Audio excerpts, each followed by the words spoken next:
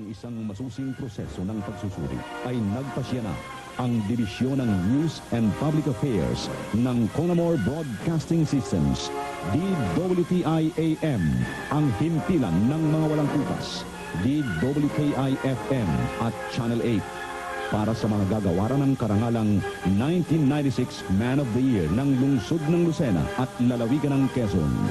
Man of the Year, natatanging paninindigan, namumukod na pakikipaglaban, walang pasubaling tala ng mga signifikanteng nagawa sa tungkulin.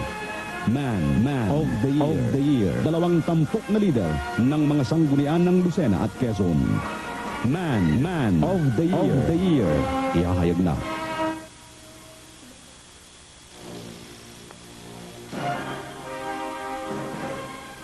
Missing System, stations 95.1 KIFM, the undisputed number 1, Radyo Calabarzon DWTI, ang himpilan ng mga walang kupas, and Channel 8, the first broadcast television station in Southern Tagalog, now presents to you with pride the CBS 1996 Man of the Year Awards.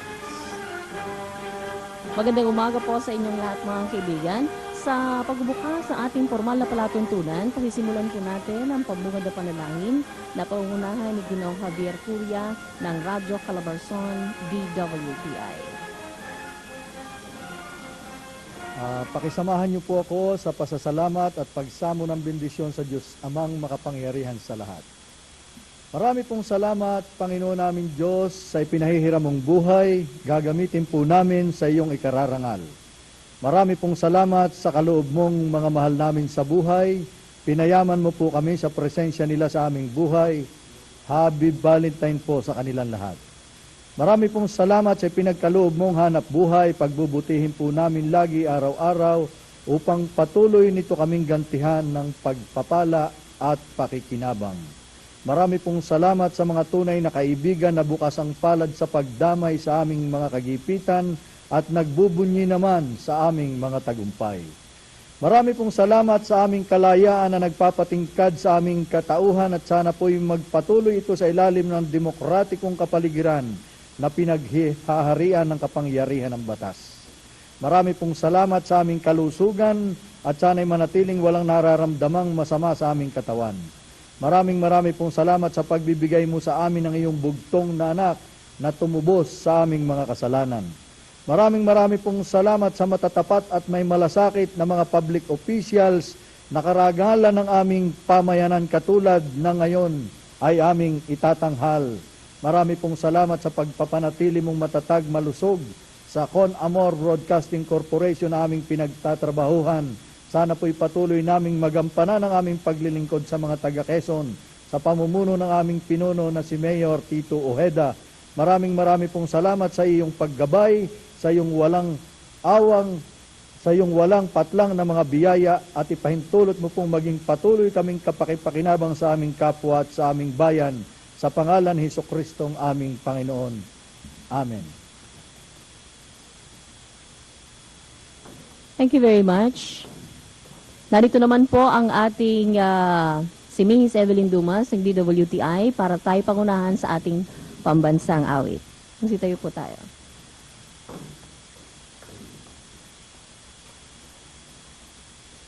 Bayang magiliw, handa awit.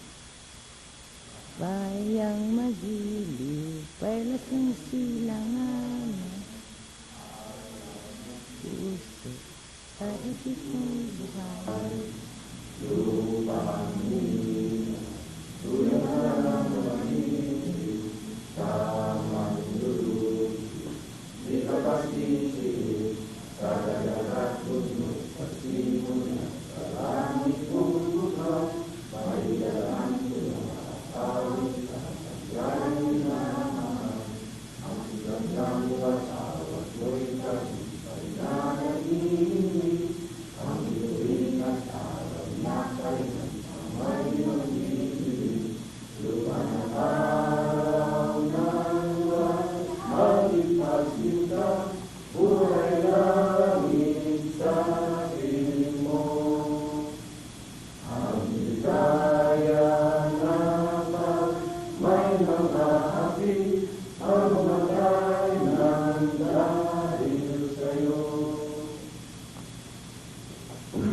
Thank you very much, ladies and gentlemen. Narito na po tayo, dumating na po tayo sa araw na ating pinakahihintay, ang pagbibigay ng parangal sa 1996 Man of the Year. Kung saan po ito nagmula, kung sino ang taong sangkot dito at ang criteria na aming pinagbasehan. Siya po ang aming iyahayag, pati ng konting backgrounder sa ating pong pagpili ng 1996 Man of the Year. Ihahandog po ito sa inyo o ihahatid sa ating lahat ng ating makisig at walang kapares na ang pangalan ay bukang bibig na ng lahat ng mga matatanda at bata. Si Manong Nick, ang pong station manager, Nick Pedro Jr.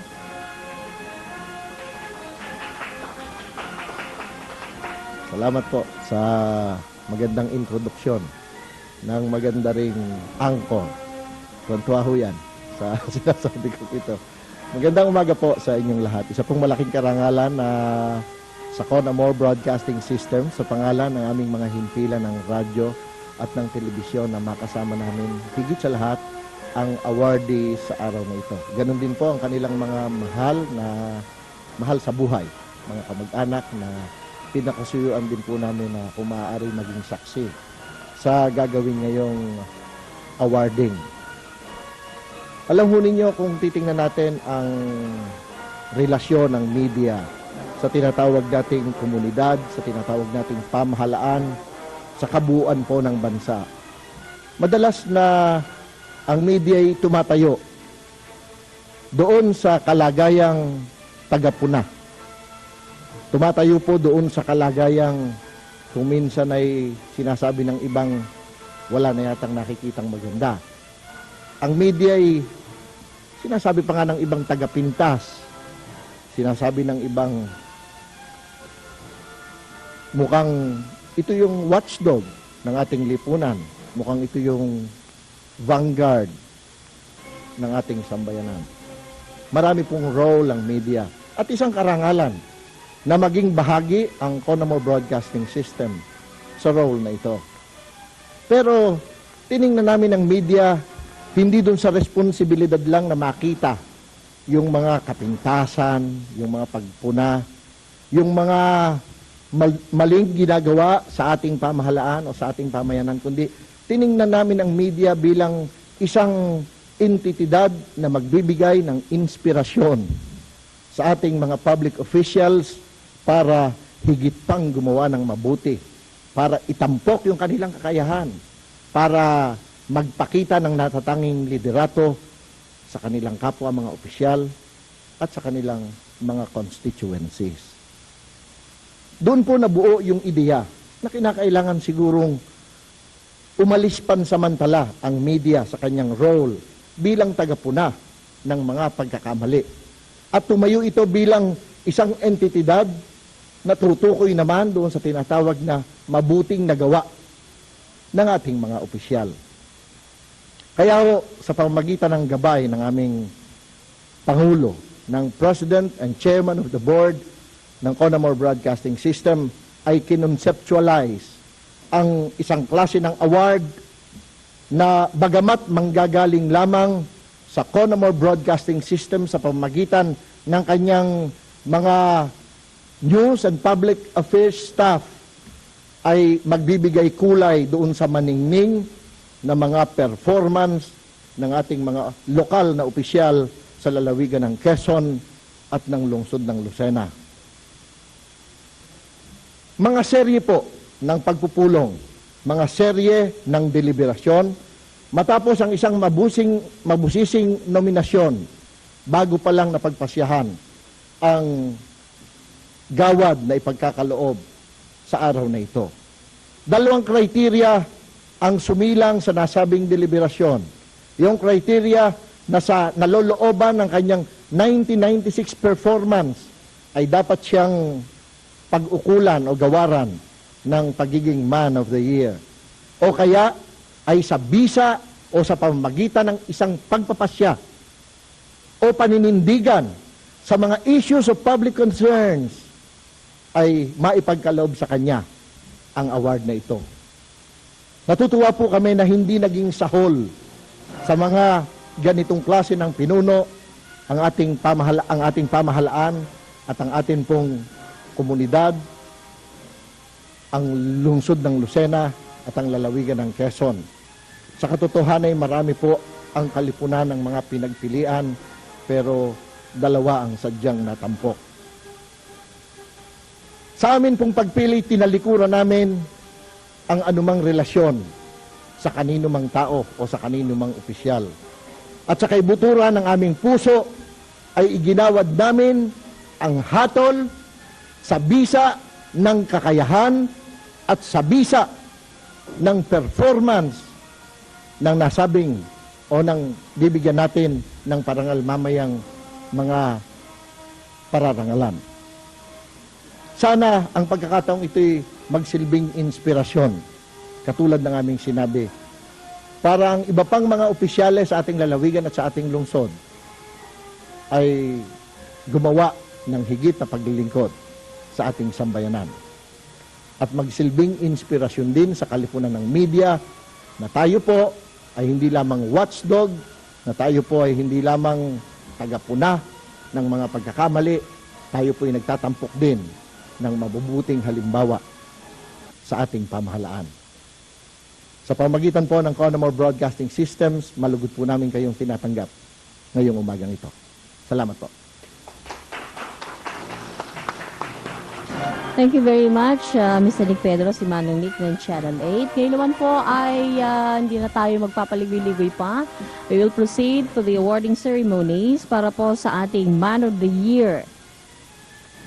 Mula po sa kalipunan ng mga nominees, mula sa Sangguniang Panglalawigan ng Quezon at Sangguniang Panglungsod ng Lucena, makalipas po ang serye ng mga deliberasyon, ang News and Public Affairs Division ng CBS ay nagpasya sa pamamagitan ng malaya at malinis na halalan upang parangalan ang 1996 Man of the Year. Narito po ang ating awardee mula sa Sangguniang Panglungsod.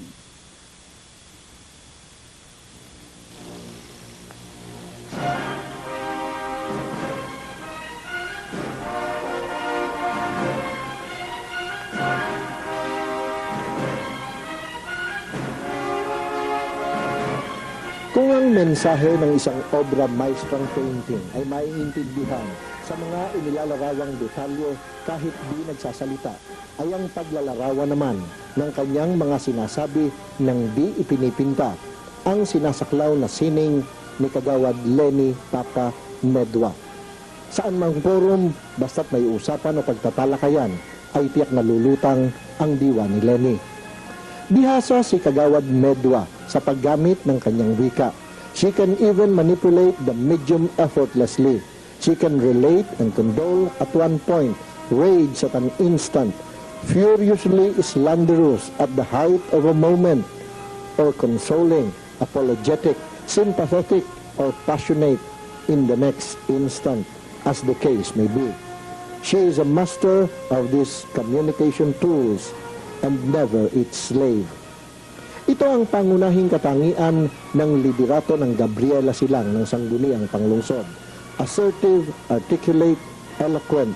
Ang pakikinig kay Kagawad Lenny ay isa ng mabuting karanasan. Pero hindi lamang lip service si Kagawad Medwa. Malayo siya sa mga tipikal na trapo na ang pangako'y ipinapako. Ang paninindigan sa kanya'y isang commitment para magtrabaho at ang pangako'y tulad ng pagbubuntis na may kasiguruhan sa isang sanggol.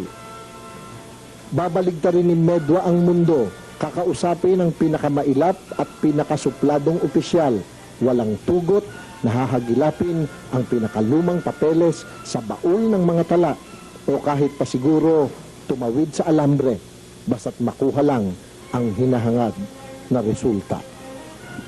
Ang tingin ko kay Lenny bilang public official, kapag mayroon siyang gustong baguhin o gustong gawin sa bayan o sa sanggunian,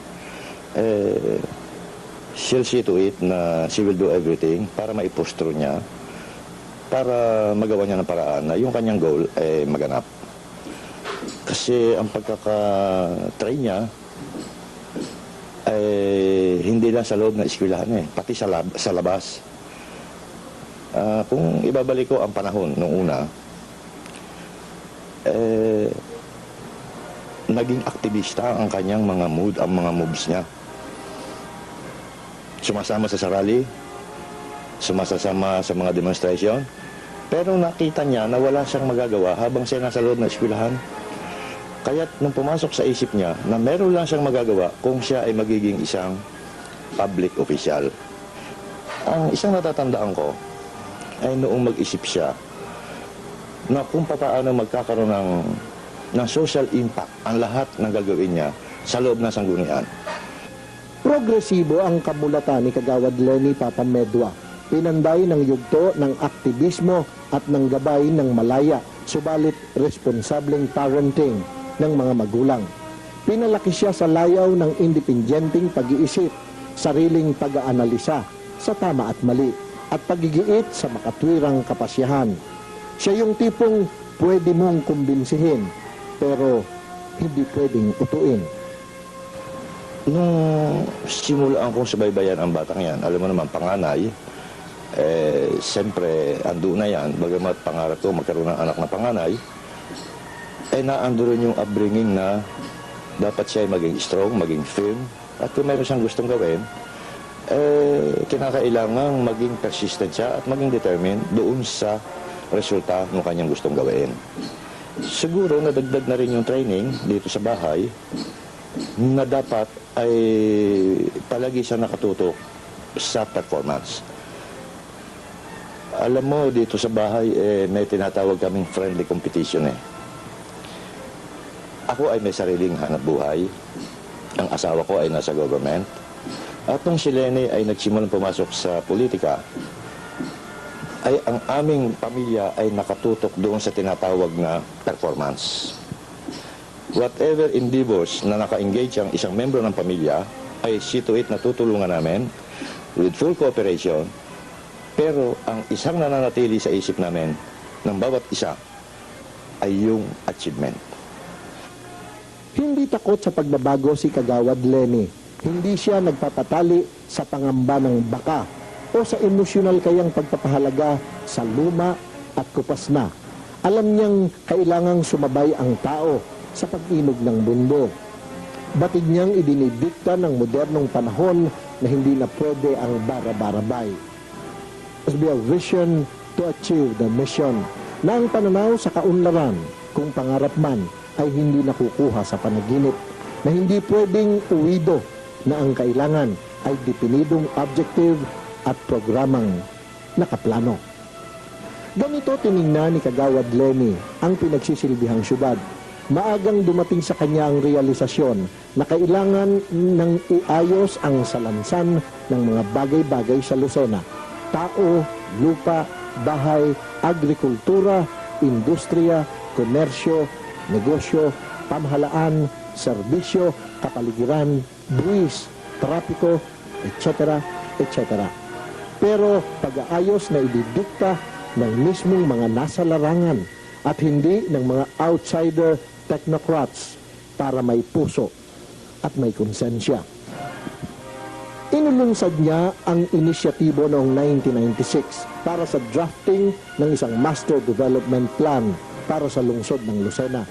Sa pangangasiwa ng Asian Institute of Management ay binuo ang isang multi-sectoral college para kalapin ang lahat ng mga datos para sa plano.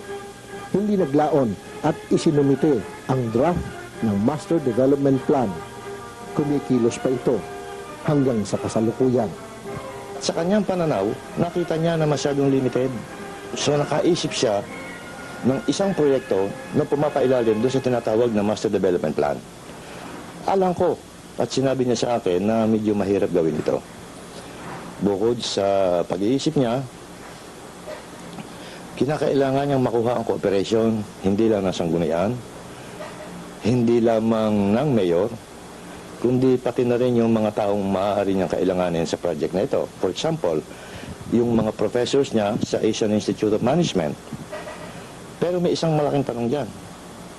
Matapos niyang ma-organize, ma-approve at maayos ang lahat, meron pang natitira dyan.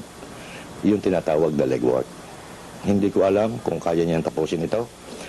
Pero nakikita ko sa kanyang mga sinasabi sa akin na hindi niya titigilan hanggang hindi niya nakukuha ang resulta na kailangan niya.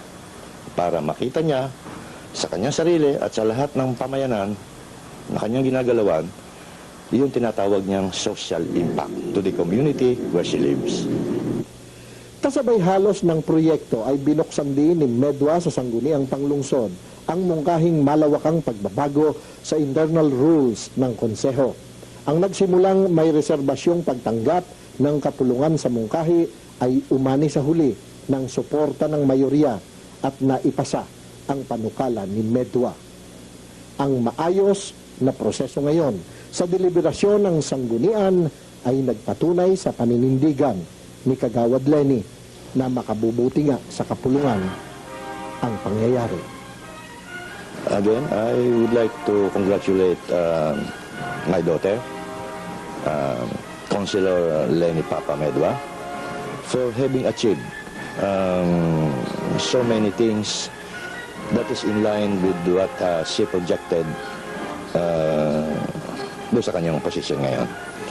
And sana ipagpatuloy niya yung kanyang mga ginagawa ngayon tungo doon sa kanyang mithiin na makabahagi ang lugar na pamayanan na kinabibilangan niya upang ito ay isang maging maganda, matahimik at sabihin na natin na productive community.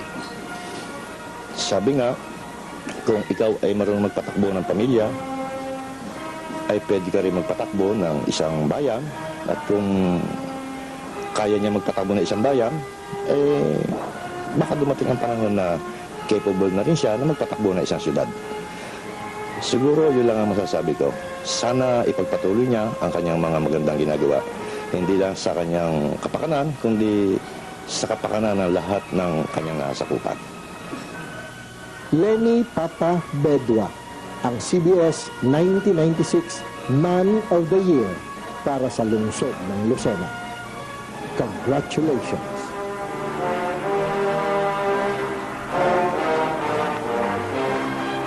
And now, may we present to you live dito po sa ating awarding ceremony si Kagawad Lenny Papa Medwa ng lungsod ng Lucena. We would also like to request dito po sa center stage ang kanyang pamilya together with our General Manager Mrs. Mina Resido Cruz and Station Manager Nick Pedro para po sa pag-aabot ng Plaque of Honor.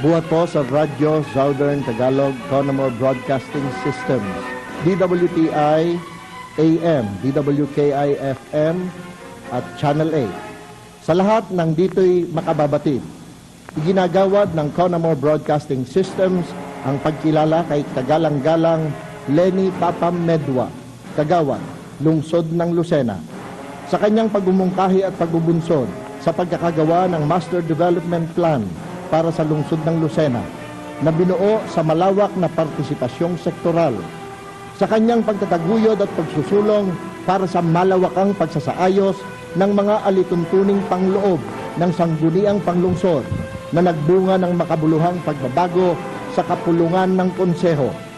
Sa bisa ng nagkakaisang kapasyahan ay itinatampok siya bilang 1996 Man of the Year.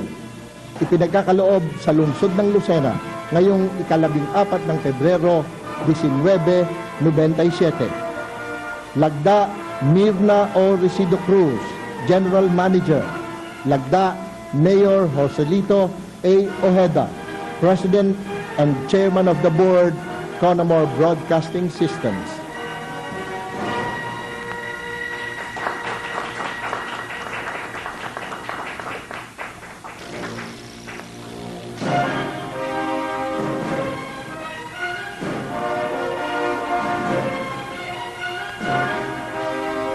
Congratulations at ang ating pong awarding ceremony ay magpapatuloy makalipas sa ilang station commercials.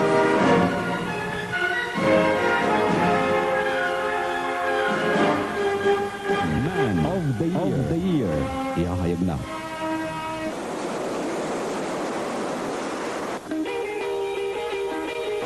Experience a new meaning of the word fun and relaxation. Only at Baywatch Palm Beach Club Resort and Hotel. It's the best place where you can enjoy all the amenities of great living, like swimming pool, exotic cottages for a whole day or overnight stay, with hot and cold showers, fitness gym, and indoor sports like billiard, table tennis, and darts. Come and visit Baywatch Palm Beach Club and see for yourself why we are the best. Only 15 minutes away by boat from Kota Port. Call Loretta Hotman for more information at cell phone number 308-3275 or our booking outlet at 713108.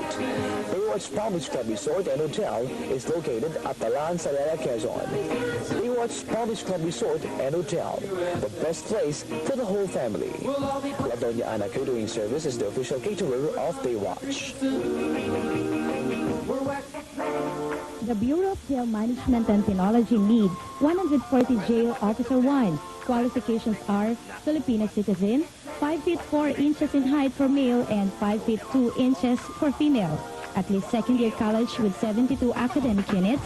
Pass appropriate civil service eligibility, professional or sub-professional, or NAPOLCOM eligibility or have passed any licensure examination given by the Professional Regulation Commission or PRC. Not be less than 21 or more than 33 years of age, physically and mentally fit, a person of good moral character, not have been dismissed for cause from any civilian, military position in the government, not have been convicted by final judgment of an offense or crime involving moral turpitude. For interested applicants, apply at Region 4, Bureau of Jail Management and Penology Office, 3rd floor, Dinglasan Building, Commoner Drug, Quezon Avenue, corner Barcelona Street, Lucena City. For inquiry, contact Inspector Arlene Torio, telephone number 716608 or 716619. Barong Galleria, The Fashion Rental. Dito matatagpuan ang pinakamoderno, magaganda, eksklusibo at heavy embroidered design ng Barong Tagalog. Barong Tagalog para sa lahat ng okasyon at iba pang uri ng kasuotang formal, pangbata o maging pangbabae man. Maging praktikal, ang forma mo ay sosyal sa Barong Galleria, The Fashion Rental. Makabibili rin at tumatanggap ng made-to-order sa presyong kayang-kaya. Barong Galleria, The Fashion Rental. Abaka, sigay, sinamay, inukit na kahoy, kapis, buntal, nito, mga katutubong material, mga produktong pang-internasyonal. Ang Philippine Handicrafts, malayo na ang narating, malaki na ay ginaling, sayari, isaganda, at ang iba't ibang produktong nagawa sa kanya. La Moda Filipina, ang tanging Philippine Handicraft store dito sa Lucena na kabibilhan ng native bags, decors, hats, wood carvings, gift ideas, wedding giveaways, at marami pang iba. Mga produkto na mula sa iba't ibang rehiyon ng bansa. Halina sa La Moda Filipina. Ang kanilang paninda ay mura na, tiyak pang maganda. La Moda Filipina Handicrafts. Nasa Gomez Street, Canton ng Enriquez, Lucena City. Man of the Year. Ihahayag na. Ang awarding ceremony sa 1996 Man of the Year, itutuloy naman po natin. Narito ang susunod nating pararangalan mula naman sa Sangguniang Panglalawigan ng Quezon.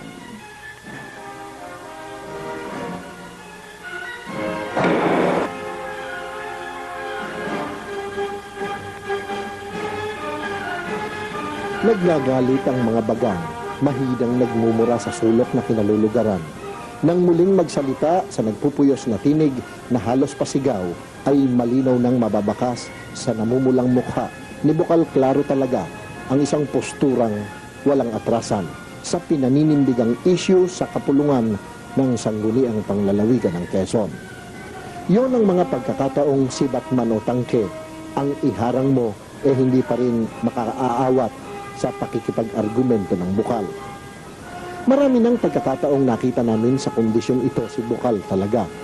Pero ang higit na markado sa palagay namin ay nang nagsosoli nitong idepensa sa marangal na kapulungan ang paninindigang ang Couple Levy Fund ay dapat na public funds at kung gayoy gastusin o ilaan para sa kagalingan ng industriya ng niyog at ng mga maliliit na magniniyog.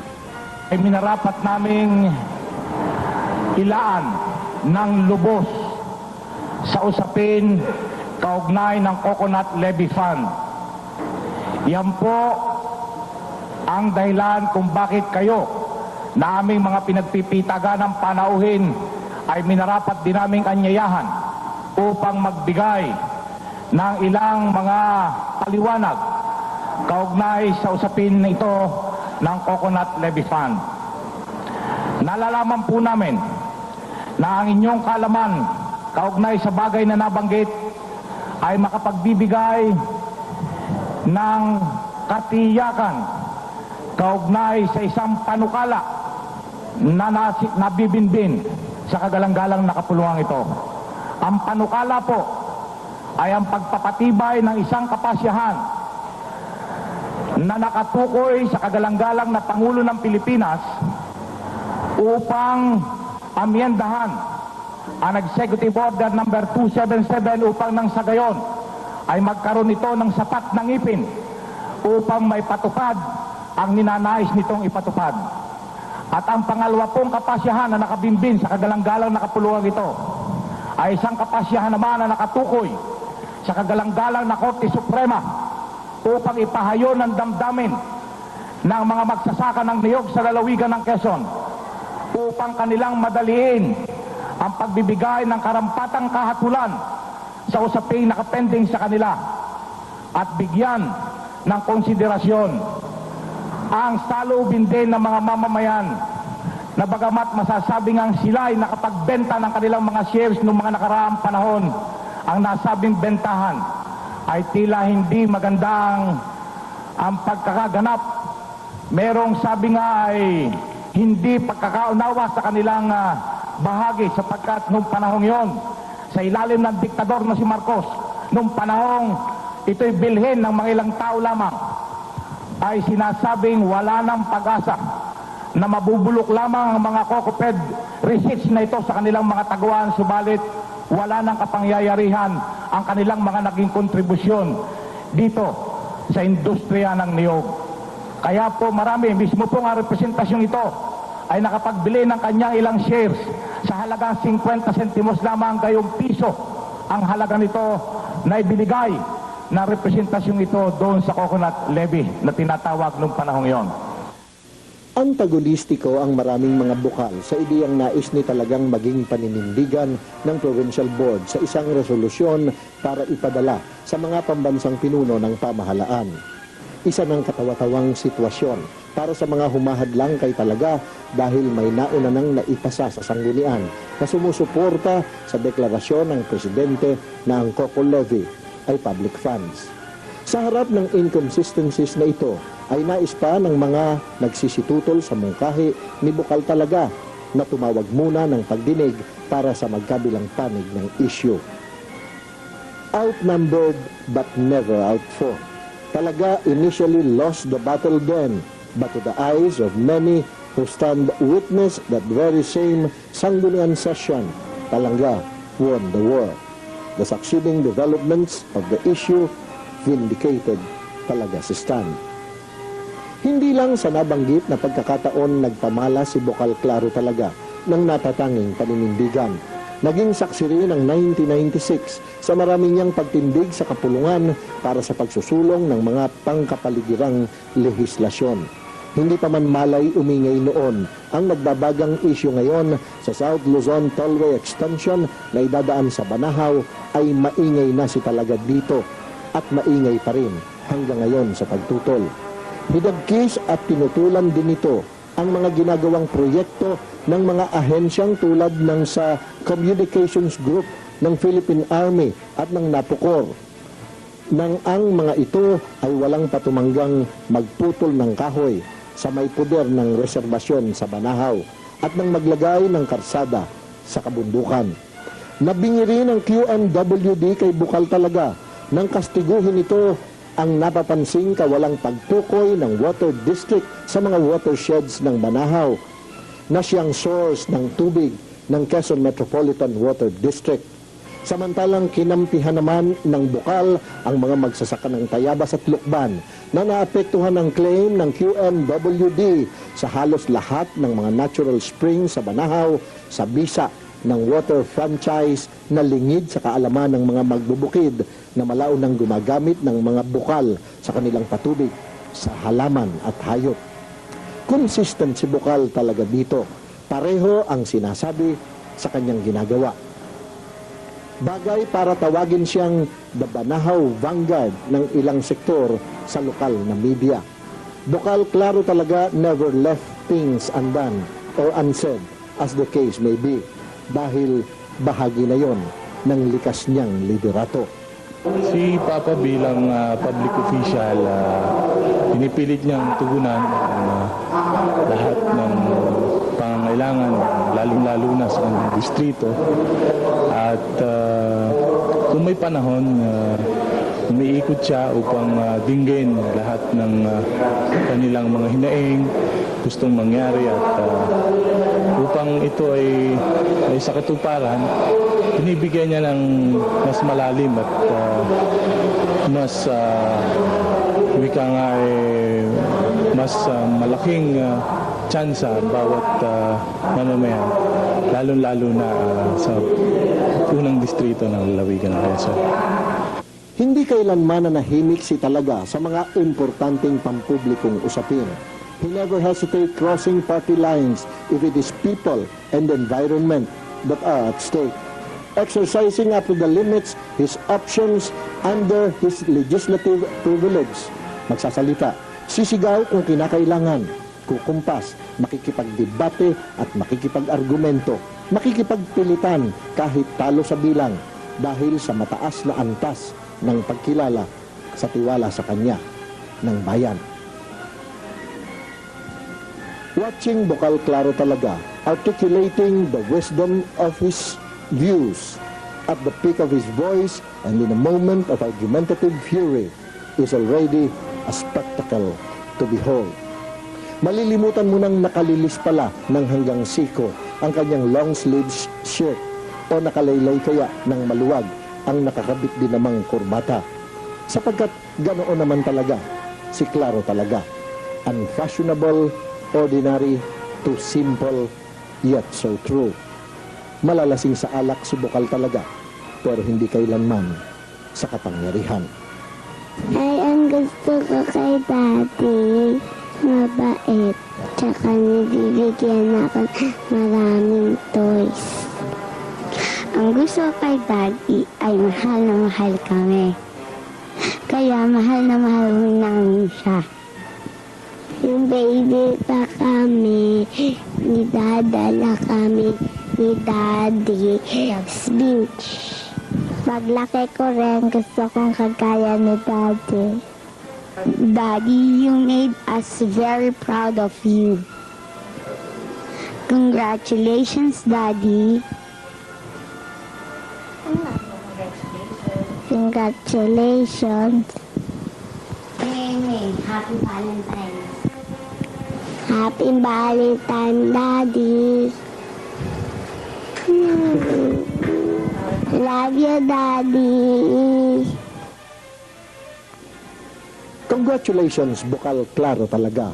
It is both an honor and a privilege to have you as CBS 1996 Man of the Year.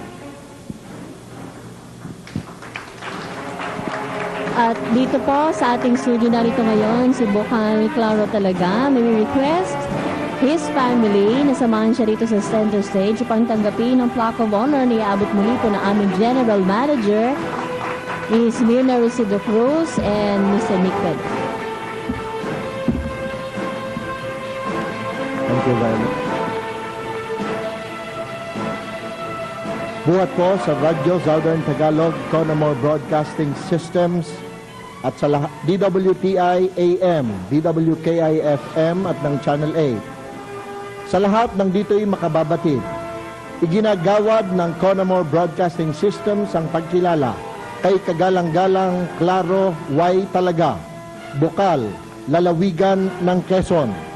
Sa kanyang walang pasubaling paninindigang pumapabor sa mga pangkapaligirang pagkalinga tulad sa usaping ukol sa Quezon Power Plant sa Mauban, Quezon at sa proyektong Banahaw Southern Luzon Tollway Extension. Sa kanyang di nababagong pakikipaglaban para sa interes ng mga maliliit na magsasaka ng nyugan sa lalawigan ng Quezon, tulad ng manifestasyong ibinabadya ng pagkatig sa pagsusulong sa resolusyong sumusuporta sa paninindigang ang Coco Levy Funds ay pondong publiko na kinakailangang magtungo sa kagalingan ng mga magsasaka ng nyog. Sa bisa ng nagkakaisang kapasyahan ay itinatampok siya bilang CBS 1996 Man of the Year. Ipinagkaloob sa lungsod ng Lucena ngayong ika-14 ng Pebrero, 1997. Lagda, Mirna O. Resido Cruz, General Manager. Lagda, Mayor Joselito A. Ojeda, President and Chairman of the Board, Conamore Broadcasting Systems.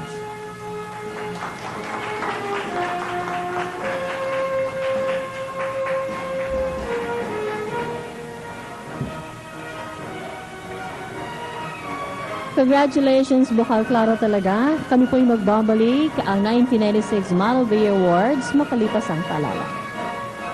Man of the Year. Ihahayag.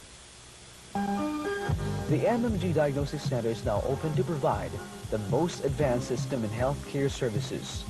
With its state-of-the-art mammography machine, breast cancer can now be early detected and prevented. The latest top-of-the-line X-ray machine with fluoroscopy has been proven helpful in treating many illnesses. It also has an ultrasound examination room equipped with a modern ultrasound machine. MMG also has the facility to conduct histopath and pap smear tests.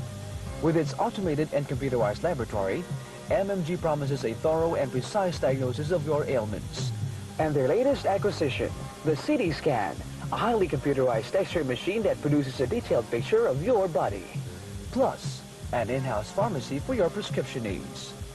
At MMG Diagnostic Center, we are here to provide you with health services that is affordable, accessible, yet adequate. Come visit us at 26 Quezon Avenue, Lucena City. No appointments necessary during clinic hours. MMG Diagnostic Center, using advanced technology for a healthier future. MMG Diagnostic Center is now serving you at Cumaca, Quezon and 59 other branches nationwide.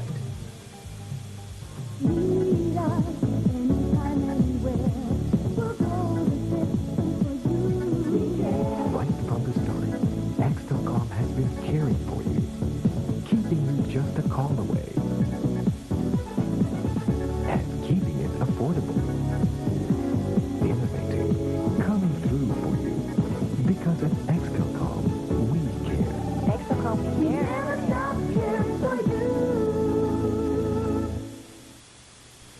High-tech standard features, 24-hour customer service, 24-hour emergency hotline, within 24-hour activation, message master and information news at your fingertips, all free of charge.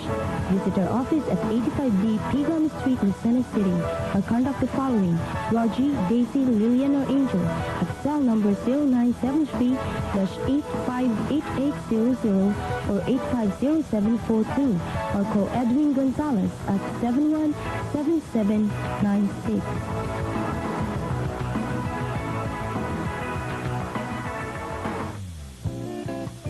Now, you can enjoy the best amenities of great living at Crystal Mansion 2. One can find a real haven of rest and recreation. Crystal Mansion 2 offers a wide choice of 12 fabulous suites that are truly first class, complete with hot and cold showers, air conditioning, and comfortable beds. It also has a spacious family room big enough to accommodate a large family or groups of friends.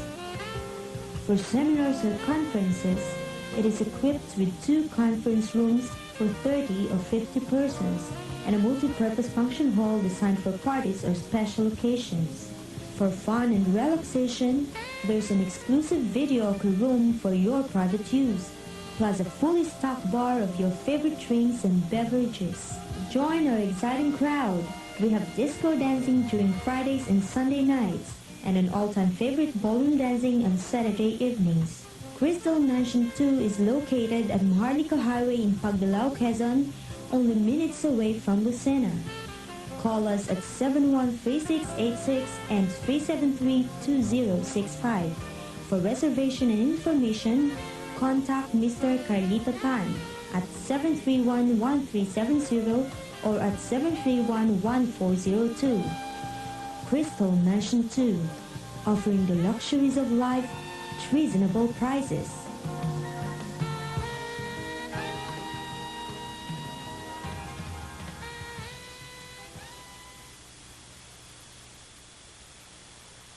Man of the Year.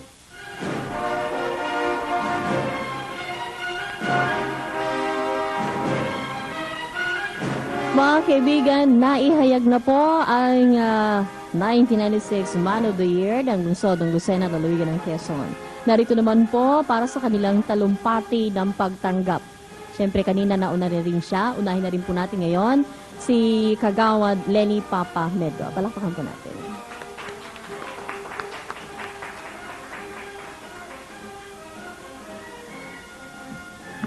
Maraming salamat, Miss Violet, Manong Nick, Miss Mirna, Mr. Javier, Mr. Johnny, Bukal Claro talaga, Mayor Ojeda, at sa lahat po ng kasama namin dito, at sa lahat ng mga taga-subaybay ng maraming programa ng Channel 8, magandang umaga po sa inyong lahat.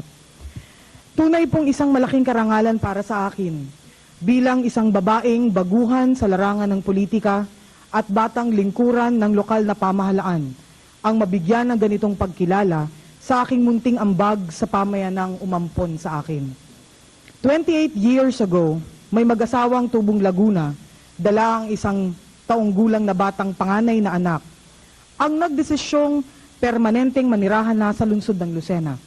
Dahil sa patnubay ng lumikha, pagsisikap at biyaya ng magagandang oportunidad ng lungsod, natupad ang mga unang pangarap ng mag-asawa na nagdala sa pamilya sa isang maalwan na pamumuhay ngayon.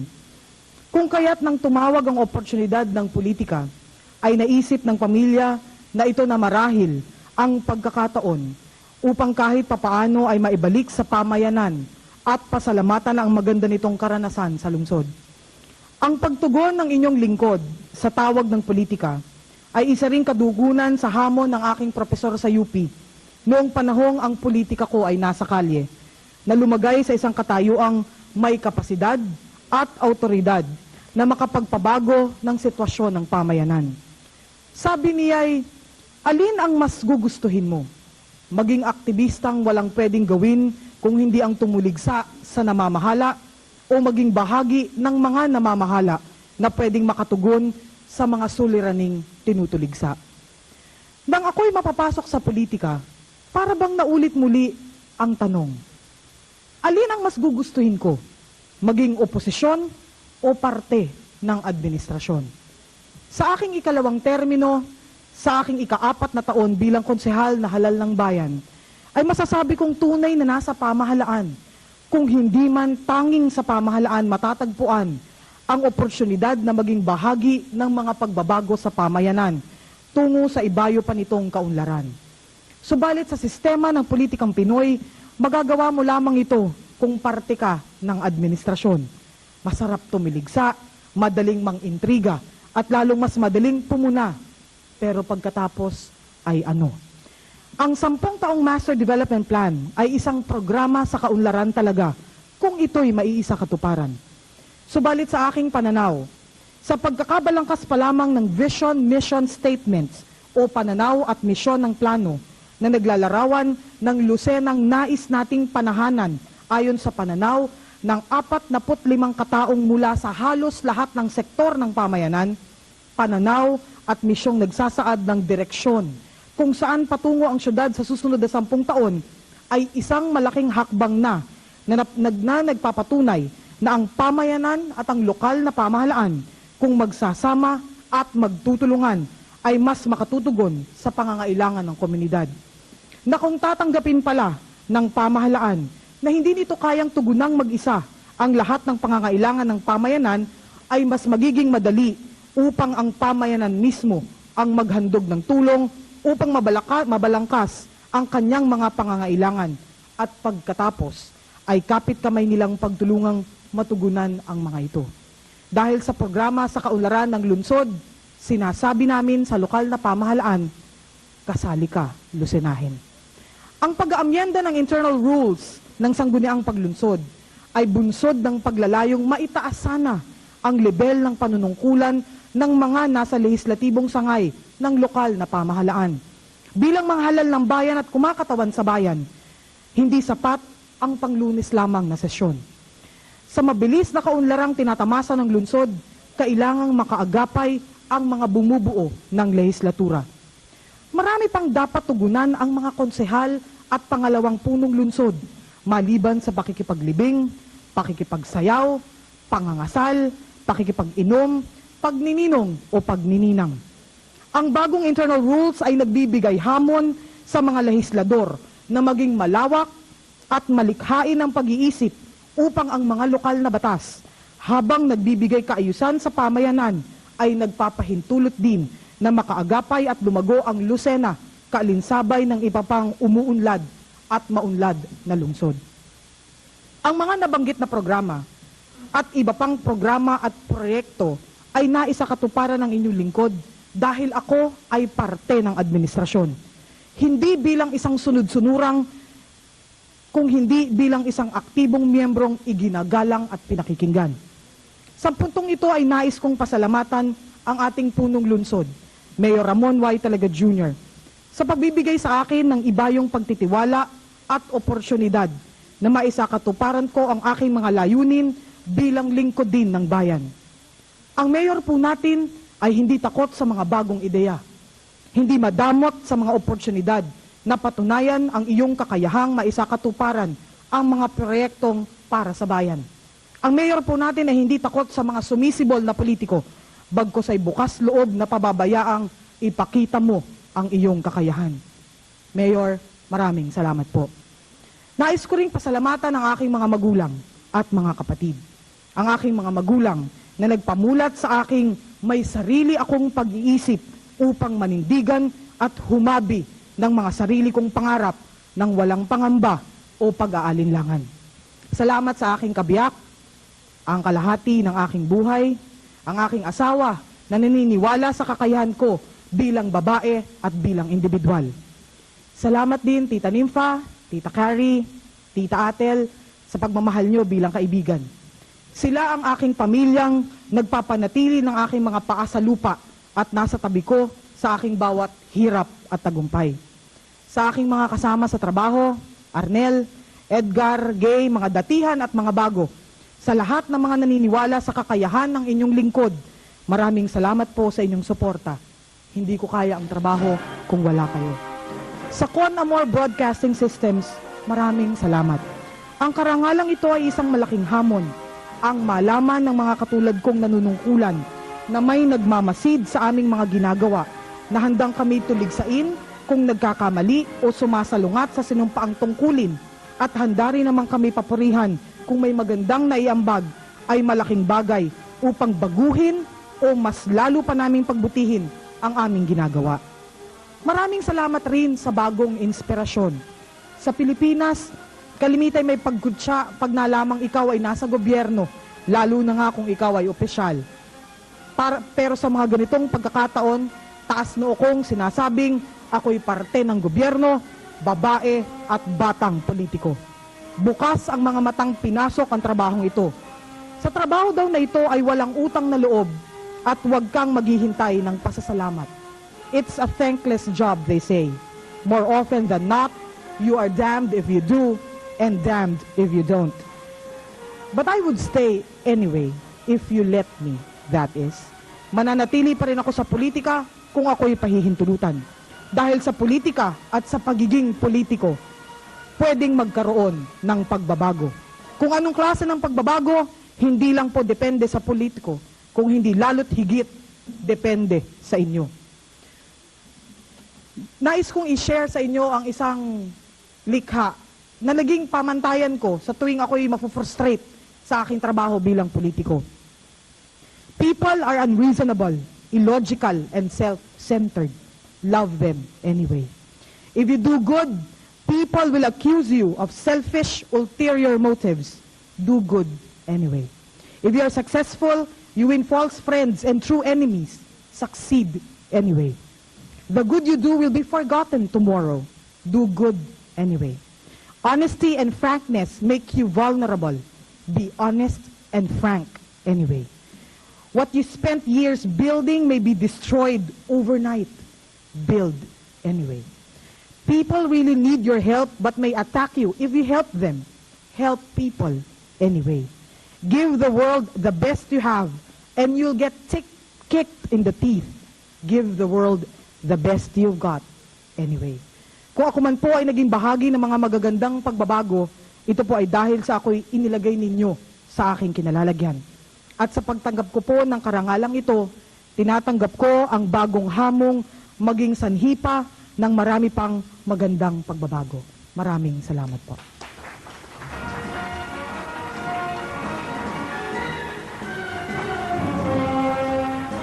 Congratulations once again, Kagawad Lenny Papa Medwa.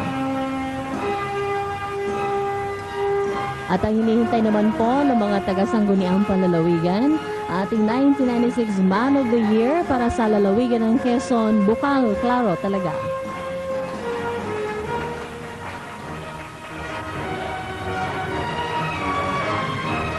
Maraming salamat Violet na lalong ni-stream sa ating kaibigan ni Pedro, sa ating General Manager Mirna Resido Cruz, sa ating kaibigan Javier, sa ating kaibigan na magiging konsehal din ng lungsod ng Lucena, Johnny Baby Oliveros, sa akin pong mga higit na inspirasyon ng aking mga anak at ang aking mga apo, sa lahat po ng panawin, Ate Lenny. Magandang umaga po sa inyong lahat. Napakarami po ang nararapat isagawa. Subalit, sa pagsasagawa ng mga bagay na ito ay merong mga nasasagasaan. Kung kaya't ang isang nanunungkulan ay kinakailangang manindigan. Hindi lamang po sa level ng mga sanggunian, maging ang ating mga punong bayan. Nariyan din po ang aking nakababatang kapatid, si Mayor Ramon Talaga Jr., na sa tuwi-tuwi na, kung sabi nga ay magpapahayag ng isang desisyon na inakala niyang makagagaling lalo tigit sa nakararaming mamamayan ng lungsod ng Lucena ay hindi na alintana ang anumang sasabihin o anumang kritisismo na kanyang tatanggapin. Nariyan din po si Mayor Johnny Manigbas na dahilan sa kanyang paninindigan kaugnay sa pagdaraan ng South Luzon Expressway sa Bundok Banahaw ay tumatanggap din ng maraming kritisismo. Nariyan din po ang ating kaibigang Mayor Tito Ojeda na simula pa ng kanyang pagupo bilang punong bayan ng bayan ng Mulanay ay nakakuha na rin ng maraming, sabi nga ay kagalit. Una-una ay nung kanyang pagtibayin ang paninindigang walang iligal na pangingisda ang magaganap sa kanyang bayan. Subalit, siya rin po ay naging halimbawa na ng isang punong bayan na ang sabi nga ay nag-aatikha na hindi umaasa sa pamahalaang panlalawigan at sa pamahalaang nasyonal upang gampanan ang mga infrastruktura ng kanyang bayan. Ito pong mga bagay na ito na aking binanggit ay malaki ang kaugnayan kung bakit ang isang nanunungkulan ay nakakagawa ng mga bagay na kinakailangan upang kanyang ipakita sa mga mamamayan na ang kanilang mga inihalal ay hindi nagpapabaya sa kanilang tungkulin. Ito pong dahilan ng aking pagkakapili bilang isa sa dalawang Man of the Year for 1996 ng Conamore Broadcasting System ay aking lubos na pinasasalamatan, buong pusong tinatanggap. At gaya po ng sabi ni Ate Lenny Papa, ito'y isang muling paghamon upang ipagpatuloy ang aming mga panindigan, upang ipagpatuloy ang aming paggawa alang-alang sa higit na nakararami at sa higit na mahabang panahon. Ito pong ating mga suliraning panlalawigan. Katulad halimbawa sa ating kalalagayang sosyo-ekonomiko, ay kinakailangang magkaroon ng isang, sabi nga'y, pagbangon subalit dahilan sa kakapusan ng ating pinagkukunan ng pondong isusustina sa ating mga developmental activities, ay tila taon-taon ay walang magawa ang ating lalawigan. Kung meron po tayong maihahambing na isang lalawigan sa ating lalawigan ng Quezon, ay napakagandang ihambing ang lalawigan ng Quezon sa lalawigan ng Laguna. Kamakailan lamang po ang aking anak, si Claro Talaga Jr., nagsadya sa Kapitolyo ng Laguna, kasama ang kanyang mga kaibigan, nakikiusap na sumali sa bidding sa mga infrastructure projects sa nasabing lalawigan. Ang sabi po ng provincial administrator ng lalawigan ng Laguna, wala na niya kaming maraming infrastructure. Halos tapos na sa lalawigan ng Laguna. Ang hintay na lamang ninyo, ang sabi sa aking anak, ay yung konstruksyon ng mga hospital sa aming mga barangay. Nung magkita kami ng aking anak, ang sabi sa akin, Papa, sa Laguna niya ay pasisimula na ang konstruksyon ng mga barangay hospitals. Dito po ba niya sa atin ay kailan ito magsisimula? Ang sabi ko sa kanya, anak, meron na tayong 16 na municipal hospitals. Sa 40 bayan at isang lungsod, meron na tayong naitatayong 16. Kapag ka natapos natin yung 40 bayan, kapag ka nadagdagan natin yung 16 na municipal hospitals, magsisimula na ang lalawigan ng Quezon ng kanyang mga barangay hospitals. Hintayin mo na at hindi magtatagal yan sapagkat kami sa pamahalang panlalawigan ay gagawa ng mga kapamaranan upang tayo'y makahabol sa ibang lalawigan. Kamakailan lamang po ay nag-ulat ang ating Department of Trade and Industry. Kanilang binanggit ang mga export earnings ng Calabarzon provinces. Ang lalawigan po ng Cavite, nasa $120 million ang kinita simula ng itatag ang Calabarzon Project. Ang lalawigan po ng Laguna, $147 million simula ng itatag ang Calabarzon Project. Bakit po nagkaganon? Yan pong bagay na yan ay labis na nakapagdulot sa representasyong ito sa inyong kaibigan Bukal Talaga ng labis na pagtataka. Amin pong siniyasat, bakit nagkakaganito? Bakit ang lalawigan ng Quezon ay naiiwan sa pagsulong? Una, nakita po natin na isa sa mga dahilan niyan ay ang proximity o layo ng ating lalawigan sa Metro Manila na sinasabing business center ng ating bansa. Subalit pangalawa, ito pong kalalagayan ng ating mga lansangan. Malayo na po tayo sa Metro Manila. Ay ang ating kalsada pagdadating ng tag-ulang ay nagkakawindang-windang. Isipin po natin, nung una, nagbibiyahe tayo papunta sa Metro Manila, 2.5 hanggang 3 oras. Sa pagkakataon pong ito, kung tayo pupunta sa Maynila, kinakailangan umalis tayo ng alas 3 madaling araw, sapagkat kung aabutin po tayo ng alas 7, aabot sa 5 hanggang 6 na oras ang ating pagbibiyahe patungo sa Metro Manila. Sa makatuwid, kinakailangan po natin ang mga karagdagan lansangan at ang tinatawag nating road arteries ng mga ito. Bakit po hindi nagtatayo sa atin ang mga malalaking kumpanya? Dahilan po ba lamang sa layo? Hindi po. Dahilan sa hindi nila nakikita ang magandang kalalagayan ng ating transportasyon. At ito pong bagay na ito ay sinimulan na namin na gawa ng paraan. Subalit ang bagay pong ito ay tumatanggap din ng maraming kritisismo. Ito pong pag-utang natin ng 200 milyong piso sa Philippine National Bank ay tumatanggap ng maraming kritisismo buhat sa ating mga media, print and broadcast media, buhat sa mga dating naging politiko, sapagkat sabi nila ay napakalaking halaga niyan. Subalit ang akin pong masasabi, kung hindi natin pasisimulan sa ngayon, kailan po natin ito sisimulan?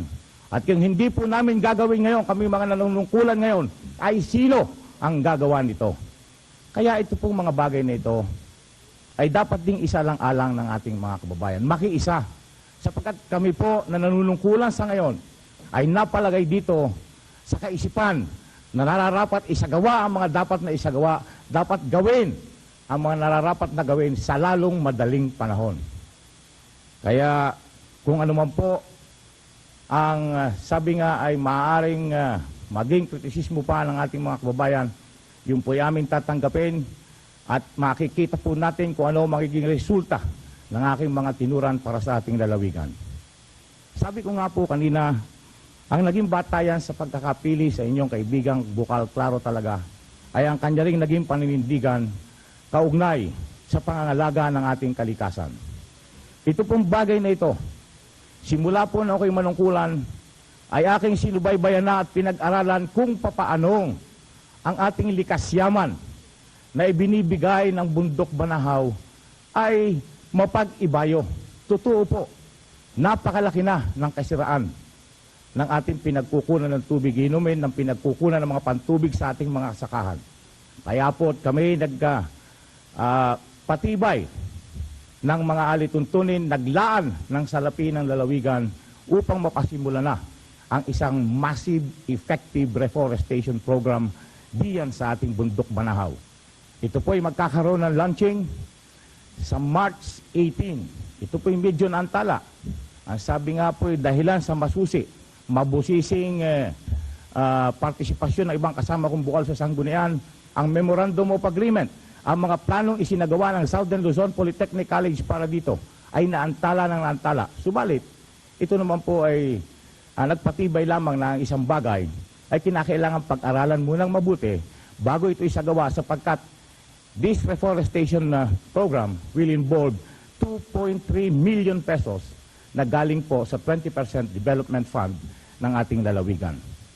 Kaugnay naman po dito sa ating mga magsasaka ng niyog, mga kababayan. Nung pong una ay idinaos, o nitong nakaraang taon, 1996, ay idinaos ang Coconut Industry Week. Napansin ko po na sa mga pahayagan, sa ibang lalawigan, ay masigla ang kanilang ginawang pagdakila sa araw ng industriya ng niyog. Subalit sa lalawigan po ng Quezon, nakita ko rin na tila walang sigla, na tila walang bumubuhay sa usaping ito. Bagamat ito'y nakabimbim pa sa ating Korte Suprema, hindi po kinakailangan pabayaan ng ating mga mamamayan ang kanilang karapatan dito sa Coconut Levy Fund.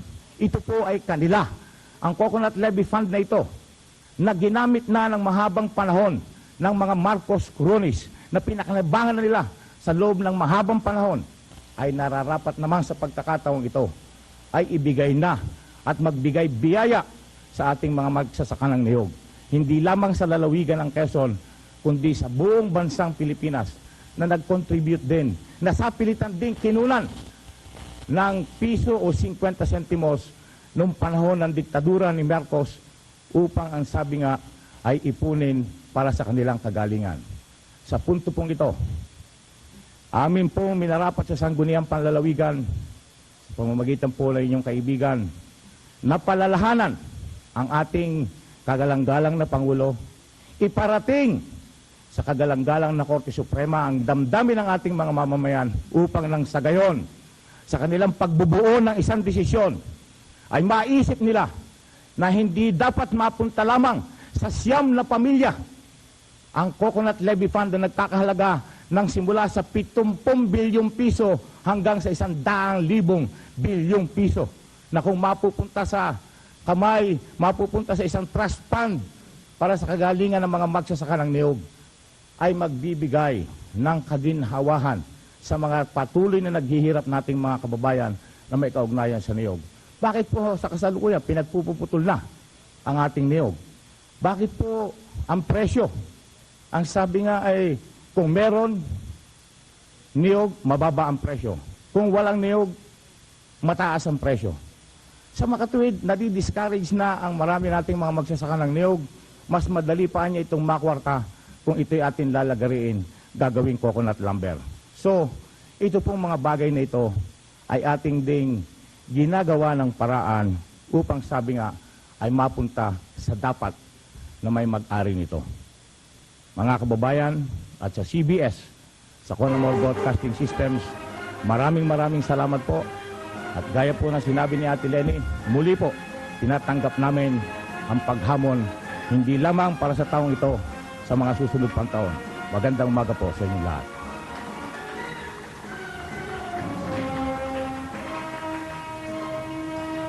Congratulations po, Bukal Claro talaga. Narito naman po bilang pagbati sa ating mga awardees, ating station manager, Nick Pedro.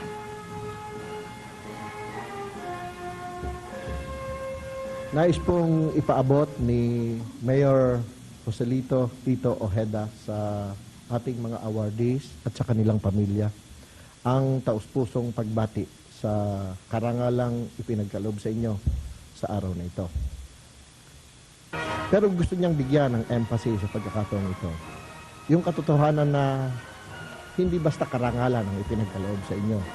Gusto niyang bigyang diin na ito'y hamon, na ito'y responsibilidad, na sa darating na araw ay muli kayong titingnan ng ating mga kababayan para suriin at tanungin siguro.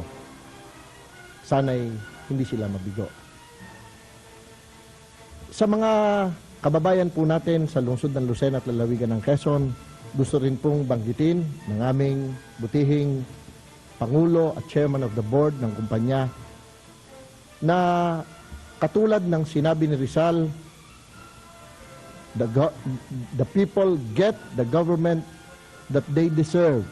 Nakukuha ng tao ang pamahalaang karapat-dapat sa kanya.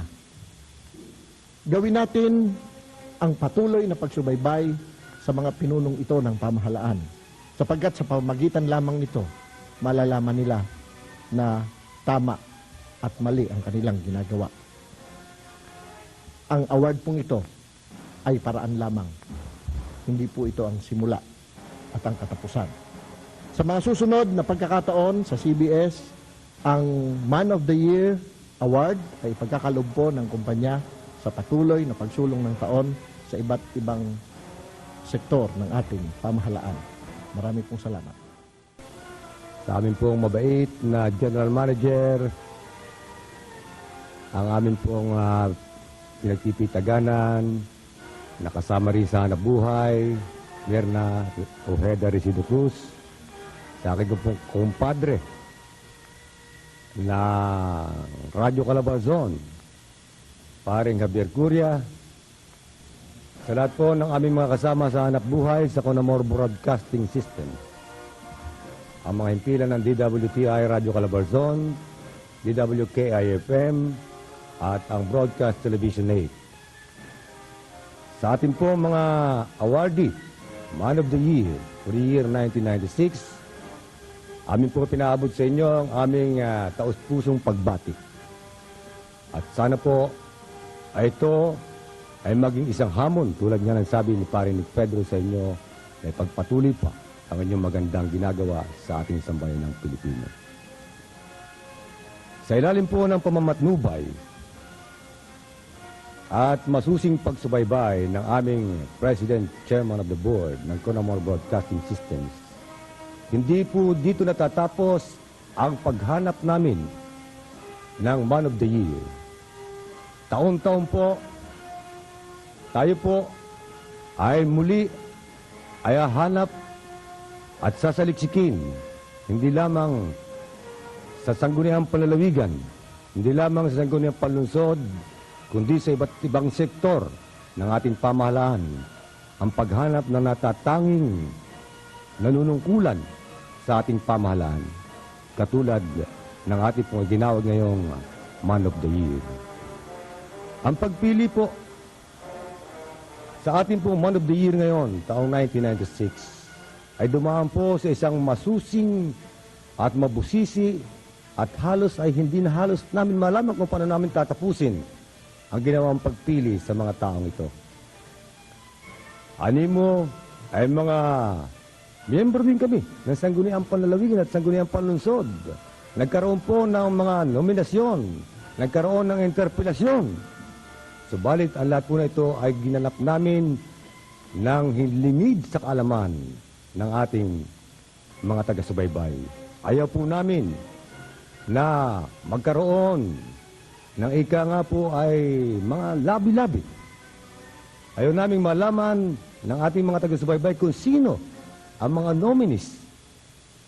At ang ginawa naming sikreto na pagpupulong at pagpili na pagkaraan ito ay ngayon lamang namin inihayag sa mga hanggang sa mga sandaling ito.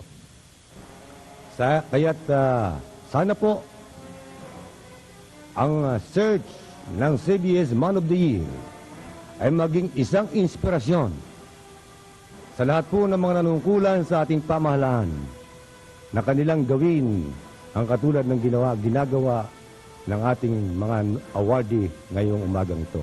Sana ay maging huwaran ang ating mga awardee na ito ng iba pang mga nanunungkulan sa ating pamahalaan. At ito po ay taon-taon ay isasagawa ng Conamore Broadcasting System. Maraming salamat po at magandang umaga po sa inyong lahat. Kalinsabay po mga kaibigan ng aming pagbati sa ating mga pinarangalan sa umagang ito. Ang pasasalamat po ng management and staff ng Conamore Broadcasting System, alatigit po ng CBS News and Public Affairs Division sa naging tagumpay po ng aming unay ang pagpili ng CBS Man of the Year hanggang dito po sa ating awarding ceremonies. Until next year, sumain niyo po ang CBS 1996 Man of the Year Awards. Magandang umaga sa inyong lahat.